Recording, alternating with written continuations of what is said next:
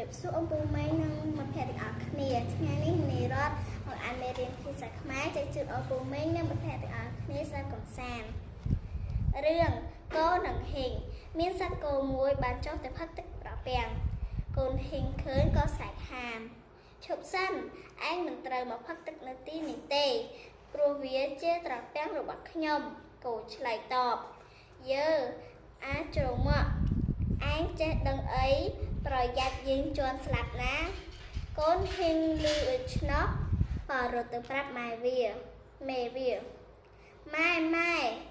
មានសត្វអ្វីធំណាស់វាមកផឹកទឹកត្រពាំងយើងហើយគំរាមជន់កូនឲ្យស្លាប់ទៀតផងម៉ែហ៊ីងសួរកូនតើវាធំប៉ុណ្ណាម៉ែហ៊ីងខំបំប៉ោងខ្លួនរួចខ្លួនឲ្យធំរិចសួរកូនតើវាធំប៉ុណ្នេះមែនទេកូនហ៊ីងឆ្លើយទេវាធំជាងនេះឆ្ងាយណាស់ម៉ែហ៊ីងខំបំប៉ោងខ្លួនជាងមុនទៀតរិចសួរកូនតើវាធំប៉ុណ្នេះមែនទេកូនហ៊ីងឆ្លើយទេវាធំជាងនេះទៅទៀតម៉ែហ៊ីងខំបំប៉ោងខ្លួនឲ្យធំថែមទៀតទី1ម៉ែហ៊ីងបំប៉ោងខ្លួនឲ្យបានធំជាងគោ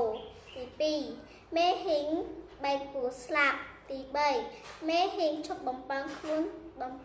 តទៅទៀតជម្រាបលាអំពូម៉ែទាំងអស់គ្នាបាយបាយ